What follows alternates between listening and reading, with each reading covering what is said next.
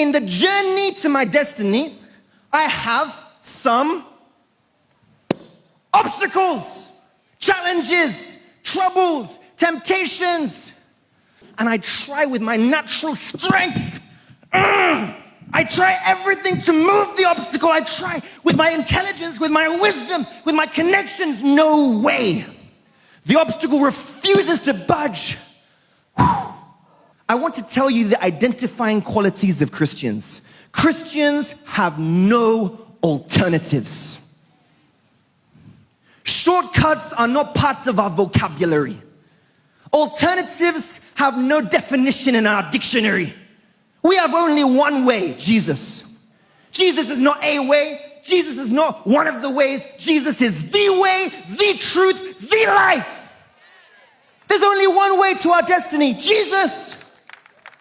So if I meet this obstacle and I'm trying to move it, I've fasted, I've prayed, I've tried everything, and the obstacle refuses to budge, what do I do as a Christian? I wait patiently for the Lord. To a man of faith, delay is not denial. Don't misinterpret God's silence as rejection. Even when he seems to be quiet, God is still saying something. Perhaps in this obstacle, God is telling you, he's speaking to you saying, my son, be patient. I am preparing you for the challenges ahead. My daughter, be patient. There's no reason to rush. I'm strengthening your desire for me because there is a time and season for everything. But our generation today, impatience, in a hurry, in a haste, in a rush, we meet this obstacle, we try to move it no way. We begin to look around. Maybe there's another way. Maybe there's another way. The moment you have that thought that there's another way, there's a shortcut, there's an alternative, don't worry, Satan is there to provide you one. Psst, psst, Chris, come over here. What? Where? This way, come, this way. Come here, this way. What's going on? Chris, go upstairs. There's a quick way. God doesn't want you to know that way, but it will take you straight to the destiny, straight to the throne, shortcut, not all these obstacles. Let's go. Come on, let me show you the shortcut. I'm going to show you the shortcut right now. Satan will say, look, it's just this way, just round the corner. You'll get there very fast. We believe we can do it on our own without reference to God. We trust our wisdom, trust our intelligence, trust our connections, trust our science, trust our organizations, trust our works. We say, okay, let's go. Now, the first thing that happens when you take an alternative, let me tell you, when you leave God's ways, you are on your own. What does this mean? No God, no guide, no protection, no direction. Satan can easily strike. Satan can easily hit you. He can hit you with temptation. He can hit you with destruction. He can hit you with distraction. Why? But before you know, you think you're on the way to your destiny. You just take time. Maybe there's a friend there. Sit down, have a chat, start a business conversation, business deal going on. You're delaying. Instead of you to be moving to your destiny, you're moving away. Instead of you being closer to God, you're drawing away. Temptation comes, temptation strikes. All of the time, the direction you took that you thought would take you on a shortcut is ending up taking you away from your destiny.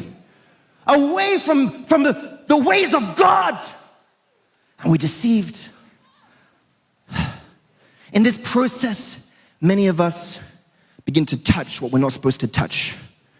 We begin to taste what we're not supposed to taste. We begin to see what we're not supposed to see. When you get to a point here, you say, how do I go on? They say, look, this man over here, he will help you. He has connections, he has money, he has this, he has that, he has everything. But he needs you to do this. You must do this first.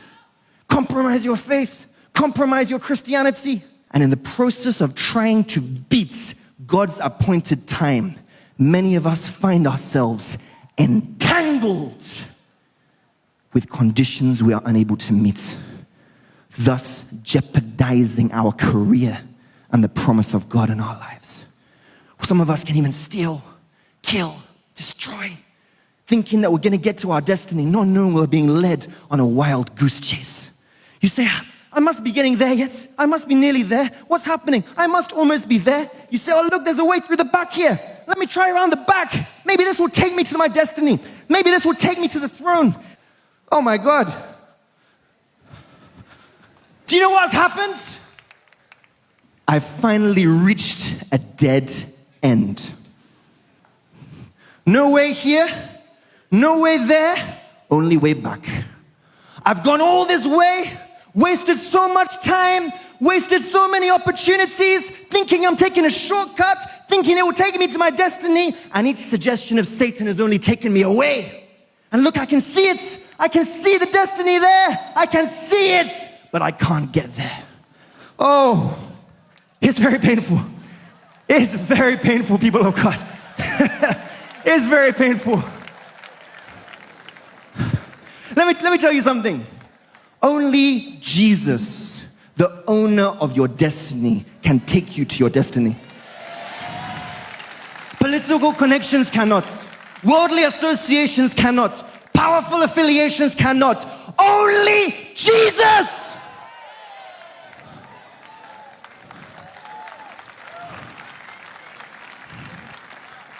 And now here I am.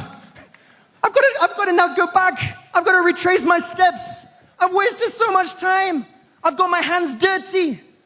I've got my heart corrupted, thinking I'm going to my destiny, thinking I'm getting to the throne, not knowing I'm only destroying myself. Oh, God.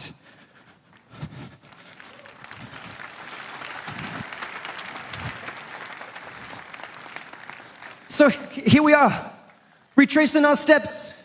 Many old people today are doing what they were supposed to have done when they were younger. They tried to move the hands of the clock forward.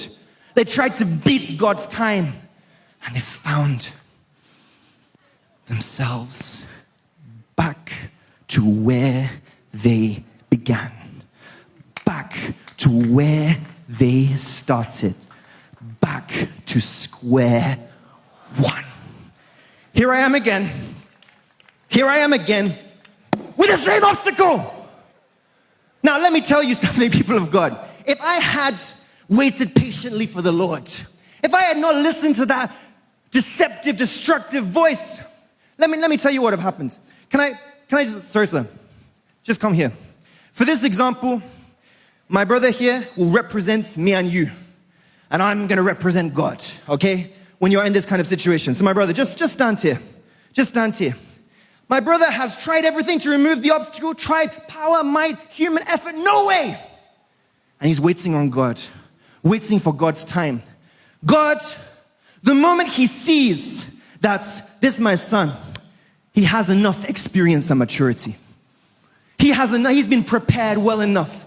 He has those tools of patience, perseverance, and endurance. His desire for Christ is to be strengthened. Do you know what God will do?